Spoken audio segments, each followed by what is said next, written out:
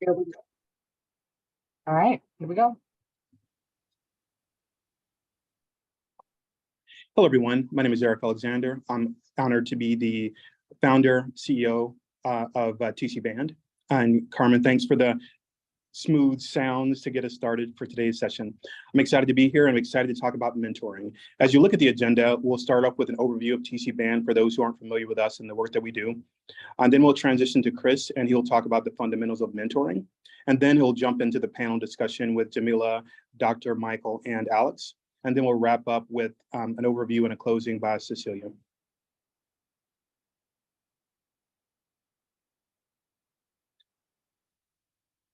So who are we? So we'll start with our vision and mission. So our vision is to deliver professional excellence through strategic collaboration. And how do we do this? TC BANDD leverages the scale, scope, and skill embodied within our Black affinity networks and broader community to deliver against three objectives: deliver, build, and create. Deliver quality professional development, build cross-organizational and community connections, and create a safe space to learn, share, and grow together. And we'll talk a bit about our results on the next slide. We were launched in 2013, and since then, we've delivered over 3,600 planning hours. We've held over 102 development sessions. We've had over 3,800 attendees to our sessions. We've delivered over 11,000 hours of development to our community, with the result being a more inspired, equipped, and engaged TC BANDD community. And so there are lots of great organizations within the Twin Cities and around the country doing lots of great work to support our community specifically. But we think there are a few things that make TC BANDD a little bit different. And we'll start with you don't, and then you can. And the thing about you don't need to be an employee of a large or publicly traded company. You don't need to be on the executive track. You don't need an advanced degree. You don't have to pay a fee to attend our events, and you don't have to feel isolated or alone within your organizations. But you can be honest, transparent, and safe. This is a safe space where we expect transparent, honest, and candid discussion. You can be a non-Black member of a Black ERG or an ally. You can be self-employed or a consultant. You can bring your whole self to this session or our other sessions, and you can have fun, learn, and expand your network. And none of this will be able to be done without two groups. So with three groups, actually. Our talented group of board members who tirelessly, and we can move to the next slide, who tirelessly give their time, talent, and efforts to make sure that we develop, execute, facilitate, and source talent for these sessions. Our core sponsor organizations who provide the funding to host our in-person events. That's General Mills, Wells Fargo, Best Buy, Cargill, US Bank, and Target. And the third group is our group of volunteer presenters. All our presenters are volunteers. So they selflessly give their time, experiences, and talents to make sure that they're giving back to our community, and it gives our TC BANDD community the opportunity to learn, grow, and achieve their professional career objectives. And so for those who aren't as familiar with us, we, in addition to our virtual sessions, we do have two in-person summits. Our last summit was in November. And if you look at the next slide, it shows a picture of our beautiful group of attendees having a great time at our event in November. And we wanted to share, and for those who don't have the calendar hold, we're excited to announce our next event coming up on June 17th, TC BANDD 16. Celebrating progress, developing the future. And this is our 10th, we can go to the next slide, sorry. Oops. Yeah, so this is our 10th, back one slide, please. Okay. Are you saying the 10-year slide? Yes. Okay, you may go. Yeah. Okay. Okay. So I'll just flip through the animation. So the event's on June 17th. The theme is celebrating progress, developing the future. The location is the Minneapolis Convention Center, downtown Minneapolis. And we also have a virtual option via Zoom for those who are outside of the Minneapolis area. We have a great slate of events, sessions that we'll be discussing about content that's specific to our community. Climbing the corporate ladder, becoming an entrepreneur, imposter syndrome, building wealth, and we'll talk about real estate, we'll talk about venture capital, and we'll talk about stocks and crypto. And then we have a special keynote that we'll announce when we begin registration. In addition to that, we have lots of more things to celebrate. We'll have door prizes and giveaways. We'll have a game break trivia contest at lunchtime. We'll celebrate our 10th anniversary with a celebratory birthday cake and much more. So registration will be going out over the next 2 weeks, but please plan to spend some time with us on June 17th as we celebrate our 10th anniversary and we celebrate progress through developing our future. The next slide is how to stay in touch. So to stay in touch with us regarding our upcoming events, what's happened. Also, you can go into our YouTube page, TC Band, the channel, to review this session or other events from our catalog that have happened in the past. You can join our LinkedIn group to talk about this session, other sessions, or general topics. You can send us an email. You can follow us on Instagram, or you can visit our website at tcband.org to learn more about our history and our upcoming events. So now that we've talked about ourselves, we'll talk about today's session. We're excited to introduce Chris Majors, who will be facilitating our discussion today. Chris is an alumnus of the University of Illinois, Urbana-Champaign. He's also a member of Alpha Phi Alpha fraternity, and he is an employee of General Mills, where he is a director of food safety and quality. He's a husband and father of 3. He's a volunteer with specific focus on youth education and hunger. He's a passionate coach and mentor, and there are several mentors of his on the call today. And for his hobbies, he enjoys golf, jigsaw puzzles, and travel. I know Chris personally. He has a sincere, passion for our community, a passion for helping others succeed, and he will share that through his presentation today. So with no further ado, I welcome Chris Majors. All right, thanks, Eric. I appreciate that. Go ahead and click through all of this, Carmen. This slide was pulled from a presentation that I've done. Click a few more times, Carmen. 4 more times. Yep, you want? That's it. All right, good. This slide was pulled from a presentation that I'd given, and it really what I want to do with this team here is just illustrate, the windy career that I've had through the last 32 plus years, but really highlighting those star moments in which mentors actually really helped me to be promoted, to move, to do other things in my career. So I'm going to talk a little bit about how mentors have helped me. Then I'll talk a little bit about mentorship, and then we'll get into the panel. The first move there from system engineer to startup manager in West Chicago. The story behind that was my wife had gotten an opportunity to work at Northwestern with one of her mentors.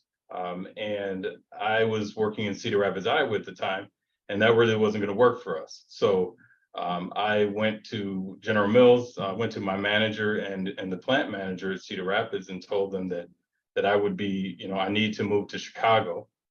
And I was going to move with or without General Mills. So they started to work on that for me. But then 2 months into it, still hadn't heard anything. So I was starting to get a little nervous. I really wanted to make that move for my family. And I talked to one of my mentors. He helped me understand that maybe I wasn't networking with the right people. So he gave me a list of people to talk to while I was visiting Minneapolis. And lo and behold, by the time I got back to Cedar Rapids to work, there were 3 positions that I could choose from. So that piece, I had no idea. Up to that point, I was just keeping my head down. I was working hard, and didn't really understand what networking could do and how it could move things for me. But it took my mentor at the time to really help me understand what it could do. The next move that I made from assistant quality manager in Covington to the quality manager at West Chicago was the manager the plant manager at West Chicago was a mentor of mine. And for all the people that he could have chosen to fill that role of quality manager at West Chicago, he chose me because I had taken the time to build a mentor relationship with him, and really get to know him. And he knew what I could do, and he knew what I could deliver. So that became a move for me as well, a promotion. The next move that I made was a similar type of move. This was a different person who was a manager, but this was the vice president with General Mills, who I developed a mentoring relationship with, and had a role that she wanted to fill, and had known me, knew how I worked, knew how I led, and delivered on that, and pulled me into that position. And then the last piece, my mentors really helped me to understand, how to take the things that I can deliver to the organization and make sure that I blow them up, and make sure that the right people get to see and understand what I can deliver to an organization.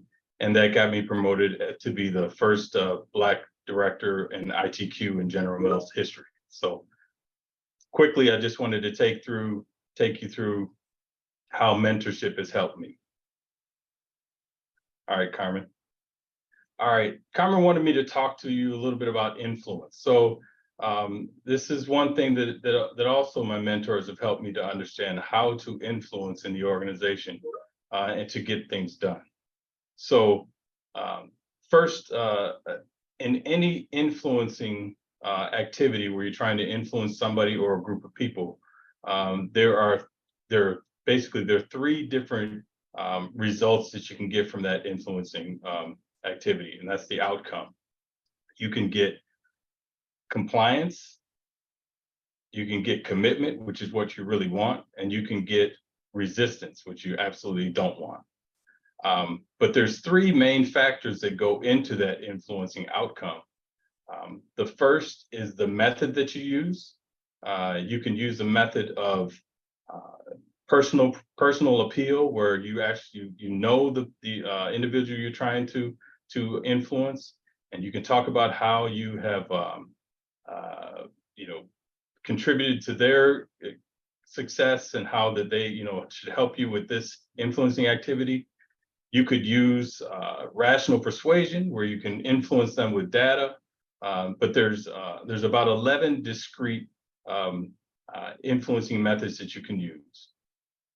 The second thing that goes into how that outcome will turn out is content factor, and that is all about what is in the activity for the target that you're influencing. For example, what's in it for them. So if you have high content factor for them, it doesn't really matter what influencing method you use. They will do what the influencing activity is that you're trying to get them to do. But really understanding what that content is for them really will help you to get a good result and get that commitment that you're looking for in the influence outcome. And the third piece is agent power. And agent power is really all about the referent power that you hold within an organization or with another individual. And it really has a lot to do with the influence outcome. I've often said that somebody who has high agent power with me could come in my office every day and say, and one day and say, hey, come out and sweep the floor. And if they have agent power with me, I'll say, well, there must be a really good reason that I need to go sweep the floor, so I might go sweep the floor. But agent power is very important to think about, especially as you navigate your way through an organization. I like to say that you're always, every day, you're either gaining or losing agent power in every single little interaction that you have with everybody that you see in the hallway, everybody that you encounter in a meeting. You control that agent power that you're getting with that individual. So it's very important to understand that as you go through. And this is really, a lot of this has helped me in my career. And this has all come out of really things that I've understood through mentorship. All right, so we are going to talk about mentorship, but I wanted to talk about sponsorship first. Carmen wanted me to talk about this. I know we will, there's going to be some sessions with TC Band where we talk more about sponsorship, but just to kind of help us understand what are the differences between sponsorship and mentorship. With sponsorship, the level in the organization is necessary. In order to be a sponsor, or if you have a sponsor, that sponsor needs to be high enough up in the organization where they will be in the room when decisions are being made about your career, about the projects that you get, about the exposure that you can get in the organization. They need to be high enough up in level and to be in the room. You don't really need to have a close relationship with them, but they need to be familiar with your work, both what you do and what you've accomplished, and then also how you've accomplished. They need to have confidence in you and what you do and how you do it, so that they can speak to it in the room where decisions are being made. And then the last thing about sponsorship that I say is it's confidential. There's sometimes you can go through a long time without even knowing who your sponsor is. I happen to know who my sponsor has been through the years, but it's, sometimes you don't even know who that person is. So that's sponsorship. But we're going to talk about mentorship. Mentorship, it is really all about a safe space. It's about having a relationship with somebody that's close enough to where you can talk to them, you can feel comfortable being real, and they are real with you in turn. So relationship is very important in that. They actually don't need to know exactly what you do or how you do it. You can have mentors that cover a lot of different areas. They don't need to. If you're an engineer, you don't need an engineer for a mentor, but they also just need to be somewhat familiar with what you do in your role. Another thing about mentors is they can be at varied levels in the organization. They could be above you on the org chart, and they could be below you on the org chart. They can be in a different area, different function, but they don't need to have level to help you to get different perspectives and to learn from them. They can be either formal or informal. Sometimes companies have mentor programs where you can get matched up with a mentor. And others, really the informal, the reason why I have that bolded there is I feel like some of my best mentor-mentee relationships have been around being, been informal. I haven't been matched with an individual. It's just a relationship that happens organically. And then the last piece here, and I'll be interested to hear what the panelists have to say about this, is I feel like it's important to have multiple mentors. You can't have just one mentor and feel like you're getting the best out of those relationships and what those relationships can do for you. So it's another slide that I've talked about with, how do you build trust in a mentor relationship, and you need to be able to trust your mentor. Your mentor needs to be able to trust you. That's a very important piece for your mentor to be able to give you information and be transparent with you. You need to be able to be authentic and transparent with them.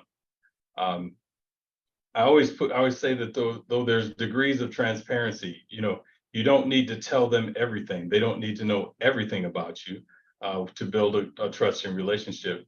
But what they do know about you needs to be true and authentic. You also need to be consistent. They need to know what they're getting. They can't be talking to somebody about you or talking or having being surprised by what you do and what you bring one day when they're actually advocating for you. They really need to understand what you bring, and so you need to be consistent. You can't be surprising them with something that you do. You need to continue to be curious with them also, and really finding that common ground by asking questions and having them ask you questions, and really learning and building that trust and building that relationship through just exploration. So these are a few pictures of some mentors and one mentee of mine. And I just wanted to cover this a little bit. Number one, like I said, multiple mentors mean multiple perspectives that you can get from individuals. And it's important, I feel, to have to not just have, if you're a male, to have male mentors. It's important to have more than male and female mentors. It's important to have mentors from different races than you. It's important to have mentors of different ages, of different backgrounds, because you get multiple perspectives when you have multiple mentors. And each of those mentor relationships, mentor and mentee relationships, become teaching moments and learning moments. So, the thing that I always talk to folks about is, if you see somebody who is doing something very well that you would like to do well, that's a great candidate for a mentor. It's a great candidate for you to go up and say, hey, will you please mentor me? I really noticed how you spoke in front of that crowd, that large crowd, and you were really poised. How do you do that? Could you mentor me in that area? So it's very important to have multiple mentors, in my opinion. And just starting with these pictures, I'll talk about these folks. In the upper left-hand corner is a guy named John Russett. He was a longtime General Mills employee, and what I learned from him and what I really tried to do, based off of the conversations we had and the things that I saw him do, was I learned that leading people means serving them, that you have serving those people that you have the privilege of leading. He really saw leadership as a privilege, and he really saw leadership as an opportunity to serve. And I tried to really, really learn as much about that as I could from him. Lower left hand is somebody some of you might recognize, Carson Funderburk.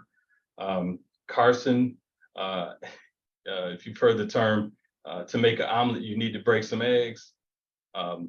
Carson broke eggs and made a lot of good omelets. I learned, and I wasn't as good at breaking eggs as Carson was, but I learned I had to break a few. He's unapologetically Carson Funderburk, a great man and a great person to learn from. So that's why I put Carson on there. And then Kim Nelson and Retha King, two just awesome ladies that are amazing. They have been trailblazers, and what I really learned from them is that you can trailblaze and still be true to who you are and where you come from. So they are just awesome people to spend time with and to learn from, and they've been great mentors for mine. And then on the upper right, a gentleman named Ray Smith Bird. He's currently at Target, and I've been mentoring him for a while. But the thing that I'll highlight here is you learn in a real good mentor-mentee relationship. The learning goes both ways, and I've learned a lot from Ray. And one thing that I'll point out is that I learned that you should have a voice no matter how new you are to the room. You should and can have a voice no matter how new you are to the room. And Ray had a voice as soon as I met him. And I saw him in an intern presentation, and he was just awesome from that point on, and really saw that he was very confident and had a voice, but yet he was also able to take feedback and really act on that feedback. So those are some stories of some mentor and mentee relationships that I've had. All right. I don't know if I took more time than you expected, Carmen, but I will move on to the panel. These are the stars of the show. So I'm very, very happy to be joined by Jamila Greeley, Dr. Michael Wolf, and Alex Merritt. Some awesome individuals that I know you all will get, get a lot of nuggets from here in this conversation. So what I want to do is I want to jump right into some questions so that they can introduce themselves in the process. So I'm going to start with Jamila, then we'll move to Michael and then Alex. Could you all answer this question? Just share your name, your role, and organization, and then briefly describe your most memorable mentorship interaction. So Jamila, go ahead. Thank you, Chris. Hi, everyone. My name is Jamila Greeley. I am the Senior Director of Leadership Development at Target. And my most memorable mentor relationship was really earlier on in my leadership career, where I didn't know I was in a relationship. I did not know at the time that I was a mentor. To Chris's point earlier, it was really informal. And I would meet with this young lady who I had such a rapport with, and we would have this regular cadence where we would meet. And prior to this, people would ask me to be a mentor, and I can share a little bit about this later, but I just didn't feel ready or that I was in a position to mentor anyone. And so she didn't ask, we just started meeting. We would talk about personal things, just building a relationship. We would talk about business challenges and things that she was experiencing, and I would give my advice. And I just did not know it was a mentor relationship until she was promoted, and she was like, Jamila, thank you so much for being my mentor. And I'm like, what? I was your mentor? I did not realize that. And so it's most memorable to me because I made assumptions about what mentorship was about and how formalized it had to be, and just realizing that that wasn't always the case and not always necessary. And so that's my most memorable moment. That's great, Jamila. Yeah, those informal relationships sometimes can be the most rewarding. Yes. Dr. Michael. Well, I believe I'm here to disrupt the mentor-mentee dialogue or narrative. My name is Dr. Michael Wolf. I'm the founder of the Minnesota STEM Partnership and proud chapter advisor to the NSBE Junior Twin Cities chapter. And I had to think about this, but I'm going to start with something absolutely transparent, maybe TMI, is the most memorable interaction I had was actually a mistake that I made in my first year as an intern. Chris, you laid out trust, you laid out consistency, you laid out all those things, but for our young interns, for our young mentees, one of the things that I did not know was you could actually trust a mentor, or due to whatever may have happened, I made a mistake. I started my freshman year, came into college thinking I knew everything, just totally tanked my GPA. By midterm of the first, this is when you don't listen to an academic advisor. You think you know everything, right? However, I did finish the first year, but I decided not to go back to my internship because being part of an elite mentoring program, Inroads, by the way, so I can be absolutely transparent. Inroads. I was absolutely embarrassed by the fact that my GPA sucked. I didn't want to embarrass Inroads. I didn't want to embarrass myself. So I had, as a self-motivated person, I went and got a job. I worked as a clerk typist before the internet, before text messaging, before all that. I became a clerk typist for HUD, Housing and Urban Development. But the interaction that really solidified my ability to be a great mentor going forward was the vice president, which was my mentor's boss, the person I was assigned to, called me 1 week after I was supposed to start at that assignment. Keep in mind, I made egregious mistakes in this, right? However, his name was Tony Rotundi from Western Life Insurance. He said, you need to get here Monday. Now, being absolutely authentic, Chris, you pointed out this, being absolutely authentic, I said, Mr. Rotundi, I need to put in a 2-week notice because I don't want to disrespect those people that have helped me. So respect, consistency, transparency, and honesty and I was able to shorten it up by a week and a half. Everybody respected the move that I had to make, but that truly, as too much information as it may be, is it's okay to make mistakes because you can bounce back from them if you're authentic and if you're genuine and true to your game. Alex. Okay, I'm like, yes, shout out to the Inroads crews. I'm Alex Merritt, Vice President of Program Operations here at Twin Cities Rise, a local nonprofit designed to help make sure people are empowered and employed. Prior to that, I spent actually 18 years within the General Mills supply chain, so super excited to be here. And this was not planned, it just happens to be my most memorable moment. Was actually Chris Majors was asked, you saw his little spot where he was like quality manager at West Chicago. Well, I started my career at West Chicago coming out of engineering school, and I'll never forget it. And it was probably the thing that actually transformed for me how you show up for people and what it means to really look out for someone. We were not a formal mentor, so I shy away from the idea of like, will you be my mentor? It's kind of like, it changes the dynamic of relationships. So most of my mentorships are also mentee relationships are also informal. Nevertheless, I'm walking through the plant. I had just come back from a development day, going to check the floor. Anyway, we had those Nextel phones, and Chris may or may not remember this, but I was on my way to the floor, and then my Nextel beeps, and it's Chris Majors, and because he was in quality and I was on the outside, we didn't actually talk a whole lot. And like I said, and I was new in my career, so I'm like, the front office people are the front office people. Nevertheless, he was like, "Where are you?" And I'm like, "Coming back from Golden Grams," and he says, "Great. Don't go through the team leader office. Come to my office, but don't go back through the team leader office." And I'm like, what is happening here? Because it was out of the blue. I come to his office and Kristen says, "What's up?" And I'm like, "You called me to your office. Like, what you mean? What's up?"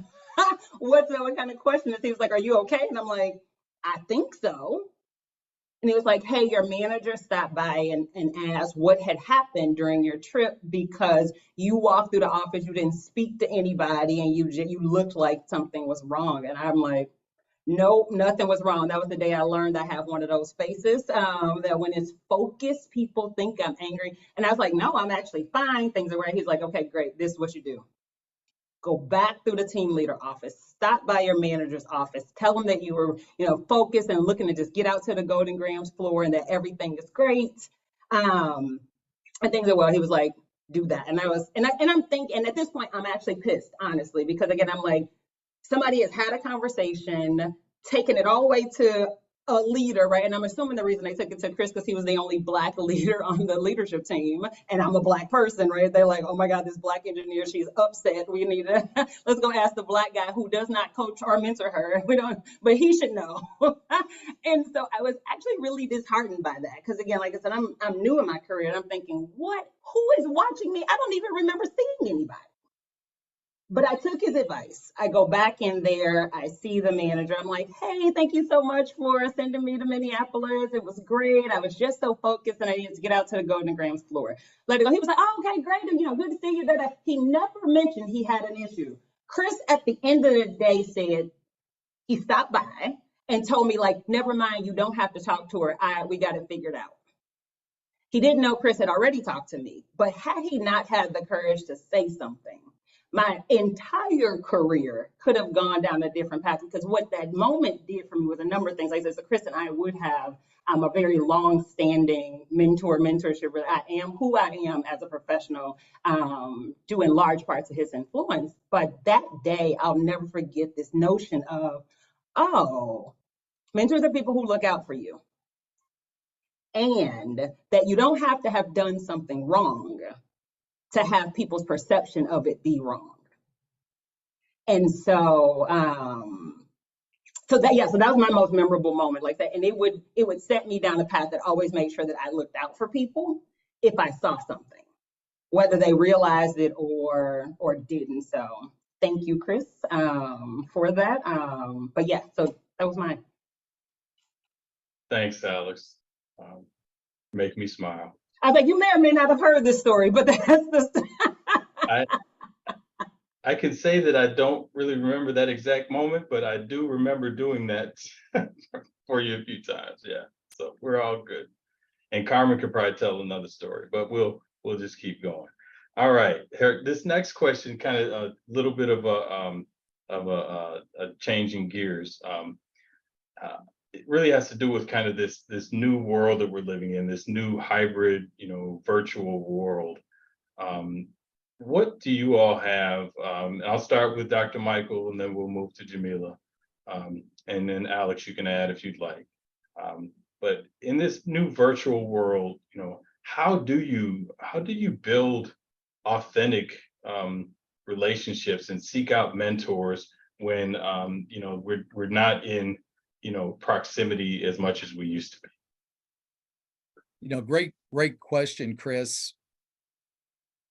I think today's mentee, we need to really, leverage the ability and the resources to access, like LinkedIn, for example, your informal and informal relationships that you may have with folks to identify a certain area of interest. Like you said, it doesn't necessarily have to be a direct correlation to what you're looking for, but if you find somebody that seems to be a connection to another connection, maybe whether you know them well or not, I would say any solid manager, mentor, or person that you would be interested in, having a conversation with, whether it be exploratory, an information session, or just saying, hey, I see you're a mechanical engineer, you work for Cummins, and I'd like to learn more about it. Would you be willing to share 15 or 20 minutes on Zoom to just tell me a little bit about your work there? I think keeping it very concise, very succinct, holding your commitment to keeping it to that 10 or 15 minutes or 30 minutes, having an agenda and being prepared. And then also do not be late. If it's virtual, you have no reason, no excuse to be late. Make sure your technology game is on point so that they develop this perception, right? This virtual perception that this person is on their game. They are consistent. They keep their promises, keeping that verbal commitment to say, hey, I will be there. And then take the initiative to be able to schedule the time, right? Don't just say, hey, Chris, I hear you're a great mentor. I'd love for you to mentor me. And then you expect for Chris to schedule the meeting. You expect for Chris to have the agenda. That's just not going to work, right? So there's a couple of few nuggets there that, certainly we could elaborate, but I'd love to hear too how others have done. But I know that's been the most effective advice. And I've had multiple people reach out to me to be a virtual mentor, and they are, rock solid. Those are great nuggets, Michael. Thanks. Jamila, do you have some other nuggets to add? Yes, I appreciate that advice, Dr. Michael. I think I'll speak more to, like, even internally working with an organization that has a hybrid culture or environment, I think has opened the door to so many different communication channels that we didn't necessarily get in office. And so we utilize Slack and Microsoft Teams a lot more. We utilize a lot of video, Zoom, and even in person as well. And so typically thinking of mentorship pre-COVID, they were these formalized moments where you might meet quarterly. And I noticed myself, I may ping someone that I see as a mentor, like, a quick question, I'm going into this meeting, like, any advice for me? And so it's just opened so many different communication channels for me personally, and getting an opportunity to work with people or broaden my network, or people that I probably would have never met before, just due to this more virtual environment. And so surprisingly, I think it has removed some barriers to building those relationships and mentorships to be even stronger. And so that has personally been my experience. That's great. That virtual, I don't like to say a drive by, but ping is a really good way to just get some advice really quickly from somebody who you can help you in the moment. So that's great. That's great. Alex, do you have anything to add? Nothing. Okay. All right. Could I think we can weave one of the questions from the chat into a little bit of this. The Sure. question is, what level of dedication and or consistency is required to have a successful rapport with your mentor? So if we think about the virtual environment and the non-virtual environment, could panelists speak to that? So again, the question is, what level of dedication and or consistency is required to have a successful rapport with your mentor?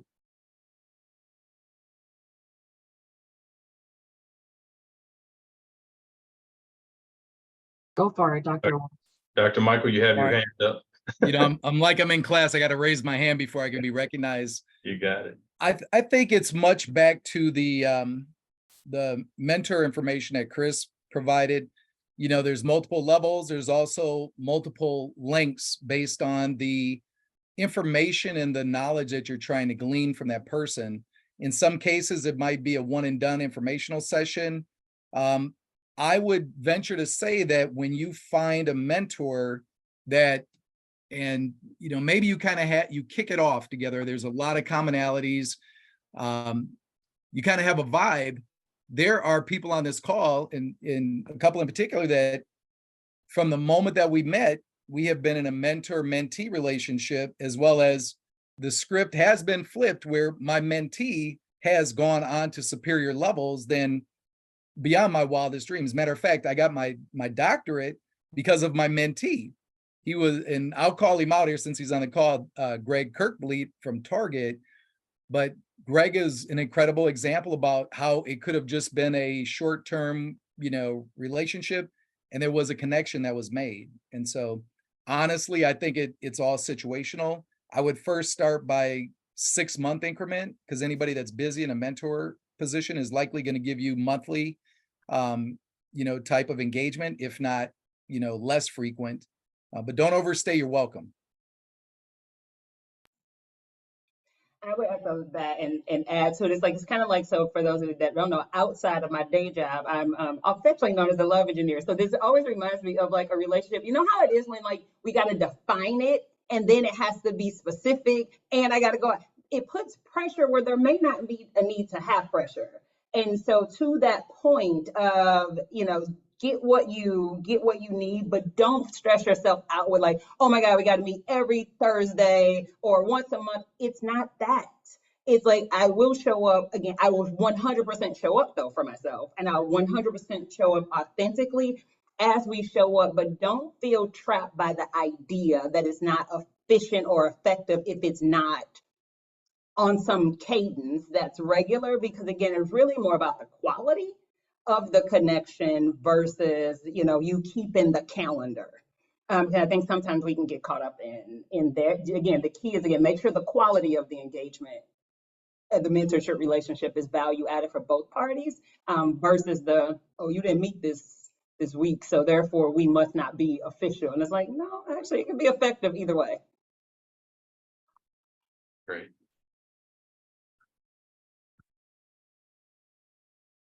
All right, let's go, just jump to the next question. How have you, you panelists, identified your need for mentorship? And then, you know, how did you decide which mentor was right for you in the moment? Alex?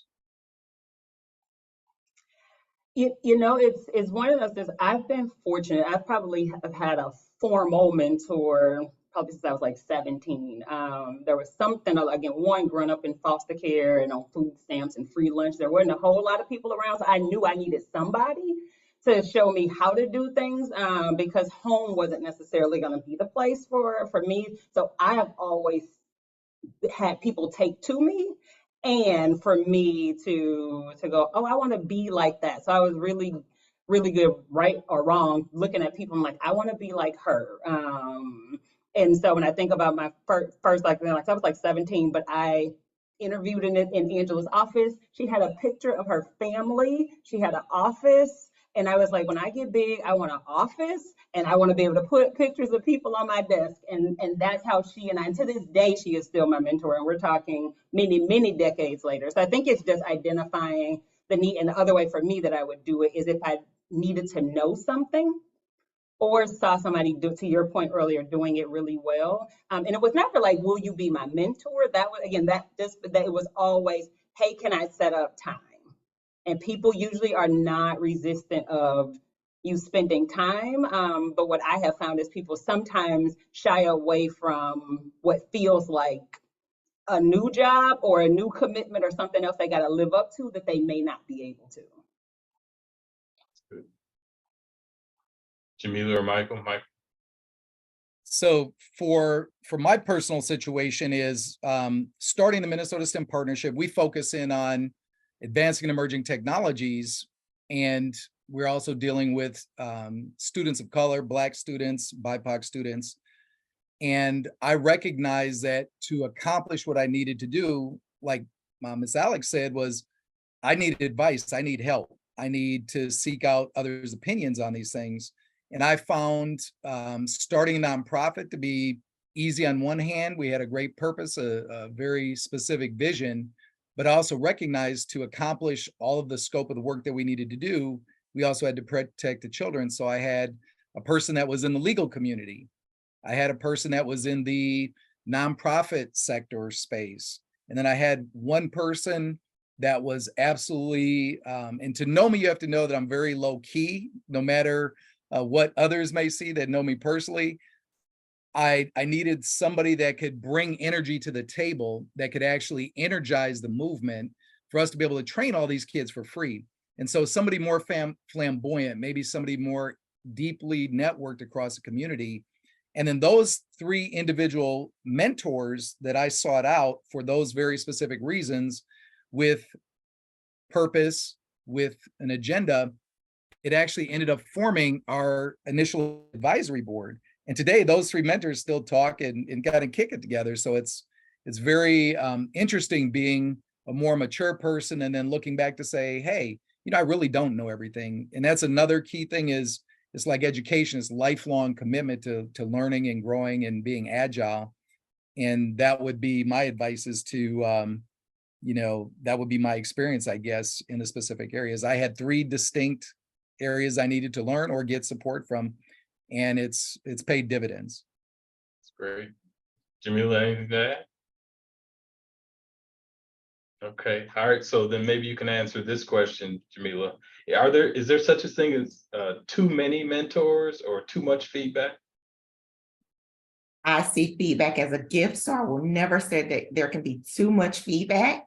I think Dr. Michael was just getting at this, like being really clear on what your objective is for each mentor you may have, like being really clear on what you need or what you can learn from them, I think is important. And so as long as you're really clear on that, I believe you can have successful mentorship with multiple mentors.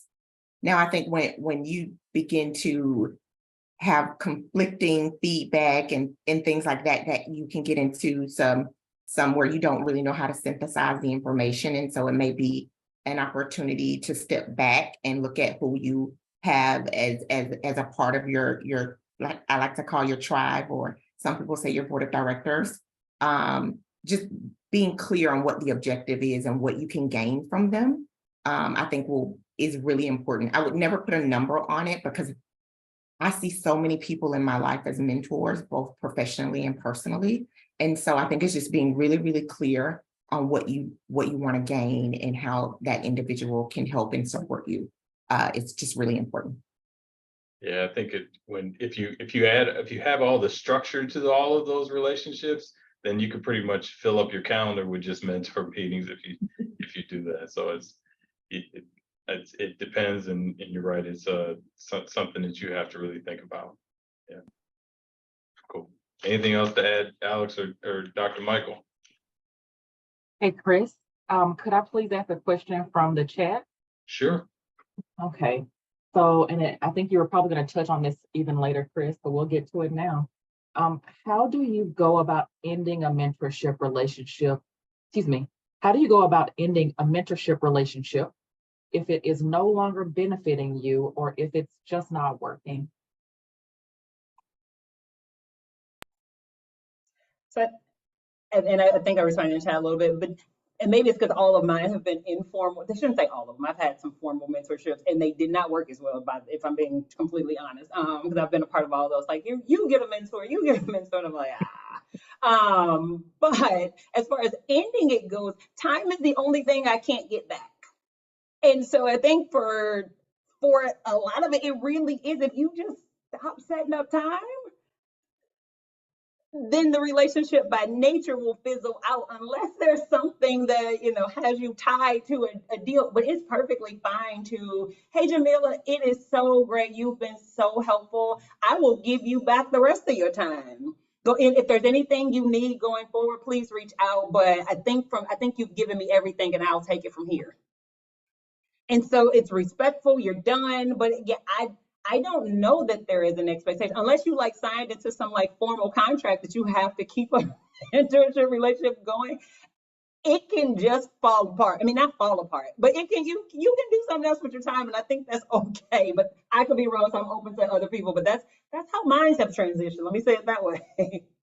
I love that, Alex. The only thing what I would add to that is, although the mentorship relationship may end, or you may want to end that, I think even keeping something on the calendar less frequent to continue to build a relationship, because I've had situations where we ended the mentorship, but that person actually turned into a sponsor for me.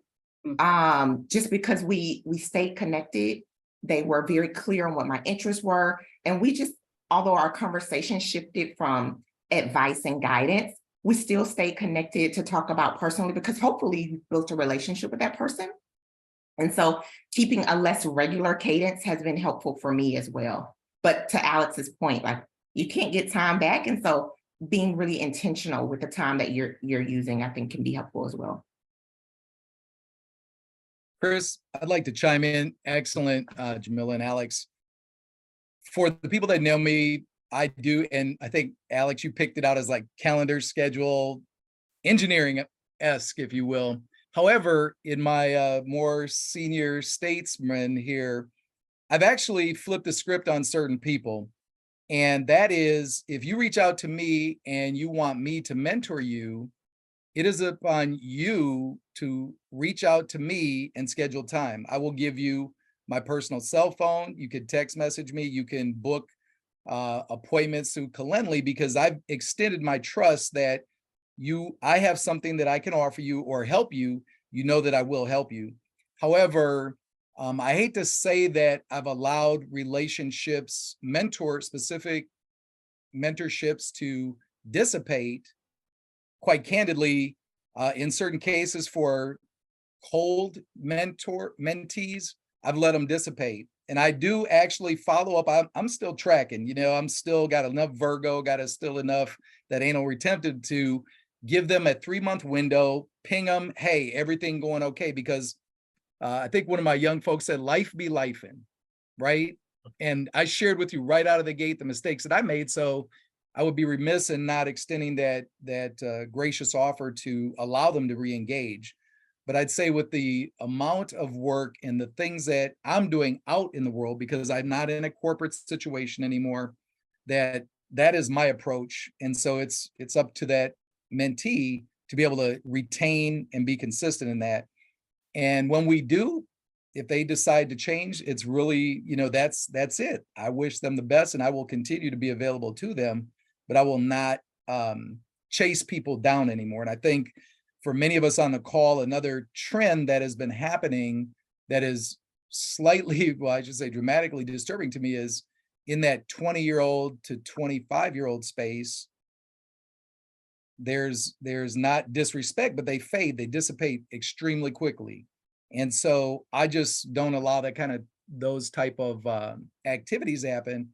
But I do reach out and I do give them opportunities to re-engage multiple times in some cases, knowing what their life situation may be. But yeah, I try to put everything with, transactional, let's go time to time, meeting to meeting.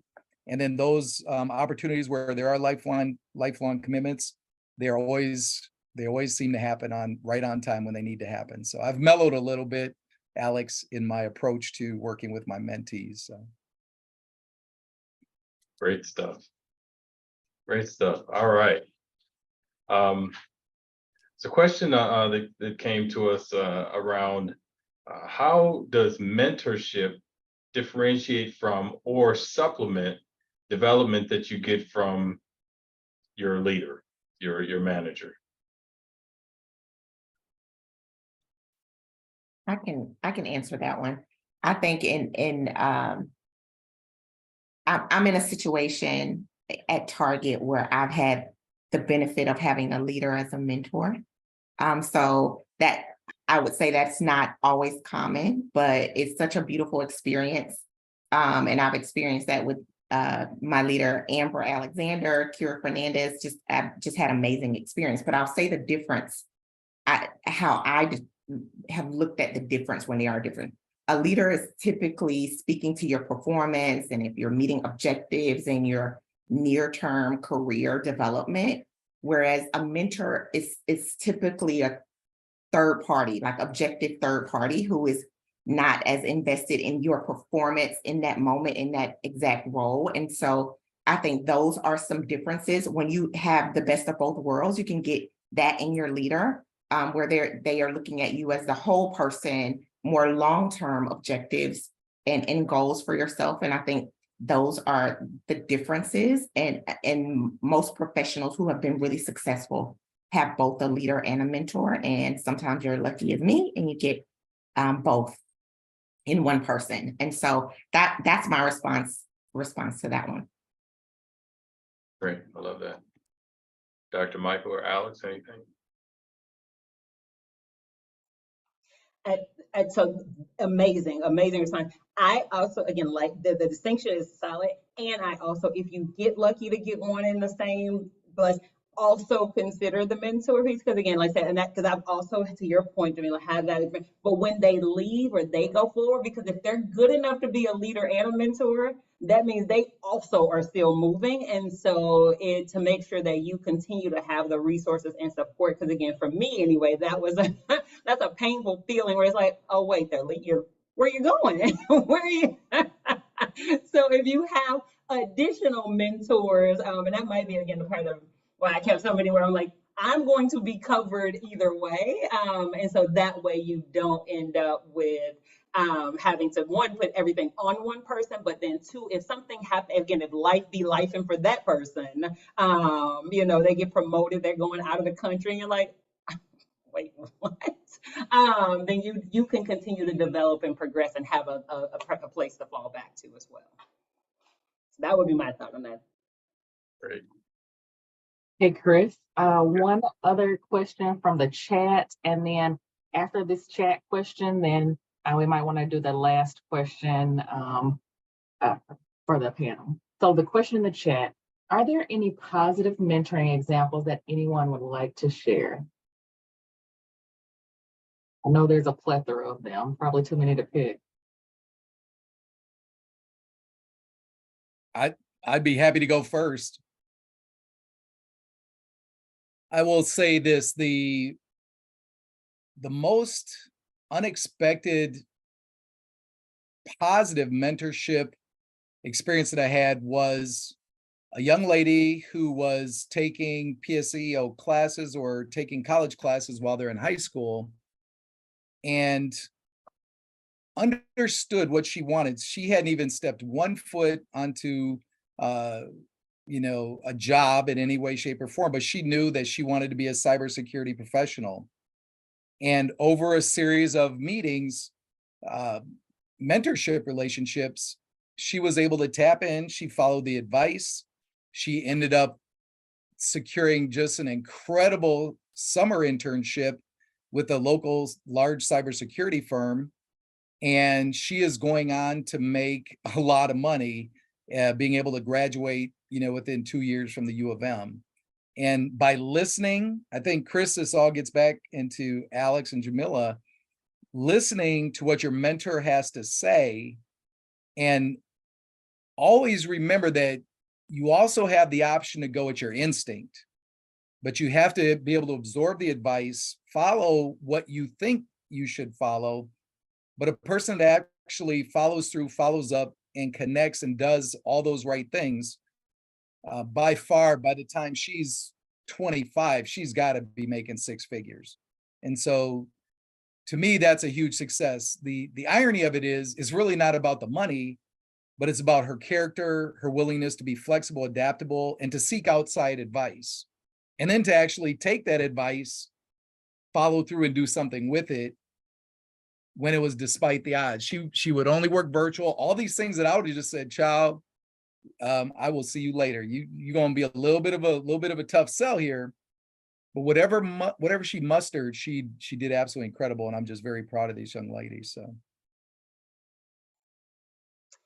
I think many positive examples, but the one that stands out, speaking of money, as you think, I'll never forget. I was my early career was great. Like I said, I was on the fast track. I was one of those high potentials, as they called them. But I'll never forget. I was quality manager, actually out at Lodi, and a new plant manager had come in. We were doing my performance review, and I had had a phenomenal performance review, and he said, "We got you for cheap." And I was like, "What?" And that's when I learned that I was being underpaid. But the mentoring example, so he informed me of that, and it's like, but I was up for promotion again, and I was going into the organization where my mentor, she had been my mentor the whole time. Matter of fact, she's the reason I ended up at General Mills to begin with. But she happened to be running the department I was being promoted into, which brought me actually to Minneapolis. And she made me whole. And we hadn't had a conversation actually. And so we talk about mentorship. And so I guess I say all of that to say, one, again, if you're a mentor, you have a lot of power. One, two, if you're in positions where you actually can make decisions, do that. So to be that, because she would later say, after I joined her organization, and it was the first time I got to work for a sister, so I was super excited about that. But she said, she's like, "Hey, I looked at your compensation and realized that there was a major gap." So I was getting the titles, but the pay, and again, because we didn't talk about pay, it didn't even occur to me. I was just so happy to be right, like many of us in the space. And so she gave me like a 30% pay increase in one move. Unheard of. But when we talk about positive mentorship relationships, like I said, I had known her my entire career. And when she recognized the deficiencies that had been perpetuated and would have been perpetuated throughout my career, and I'd have been none the wiser had the other person had not said anything, because I was happy and fine as I was going through. But she, in one stroke, one decision, closed a gap that I didn't even know existed until I was up for promotion again. So that's one of my positive mentor relationship examples. And she is still my mentor to this day. When I don't make a move without calling her. So. The only thing I would add as it relates to positive experiences is me being able to help someone see what I see in them and helping them to realize their full potential. To me, like, there's nothing more rewarding than that. And I've been fortunate enough to do that for some, and I've had some mentors do that for me. And so that is the most rewarding thing possible. So if you're not a mentor, there are rewards to doing it. I know sometimes you feel like you're not ready, but if someone is asking you, that means that there's something they want to learn from you. And if you're able to share that gift, I think it's amazing. Yeah, I think I'll wrap it up by answering this question myself. But I think, when some of the most rewarding times have happened, have happened a few times. When I start to mentor somebody and we've established that this is what this is about, this is a mentor-mentee relationship, I always ask them, do not surprise me. Don't let me find out that you've made a decision to leave the company or to make a big life decision without just give me the heads up. I'm not trying to change your mind. I just want a heads up. And so those relationships, sometimes when people decide that they're going to go on and do something else, Alex, I feel really good when Alex, for example, came to me and said, "Chris, this is what I'm thinking about doing." And I was, I showed Alex that I knew her as a person.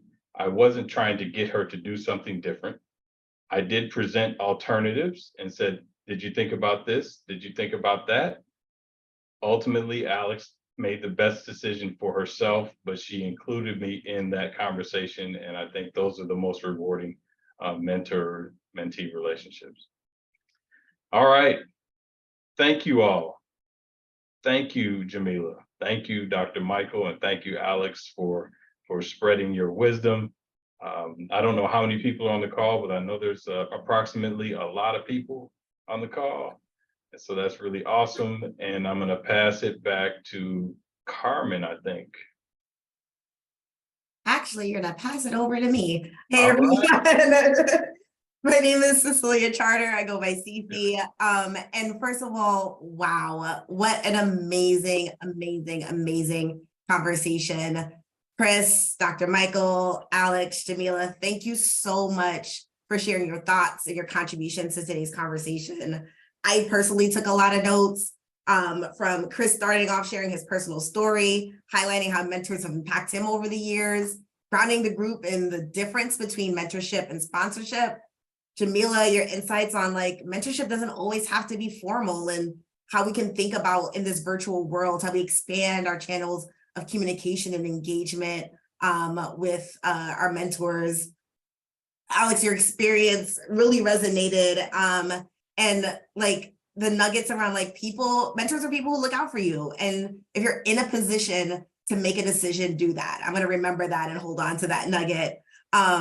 As well as like just talking through how you find mentors through identifying your needs, reaching out to people who have something that you want to learn about, and being really intentional about your mentorships. I know a couple of you hit on that concept. And Dr. Michael, like honesty, transparency, holding up to your commitments, having a plan, all of that, like some amazing notes that I know I personally took. And then I know that the nuggets and experiences that you share with the audience will have an impact on how they engage in mentorships in the future. So for everyone in attendance, thank you for your time, commitment to development, and continued support of TC Band programming. As a reminder, our next event will be our semi-annual summit, TC Band 16, focused on celebrating progress and developing the future, and also a celebration of our 10th anniversary. So we're looking forward to seeing all of y'all in person or virtually at the Minnesota Convention Center on June 17th. So look out for those details that are coming out. In the meantime, continue to engage with us via social media on all the platforms listed on the screen.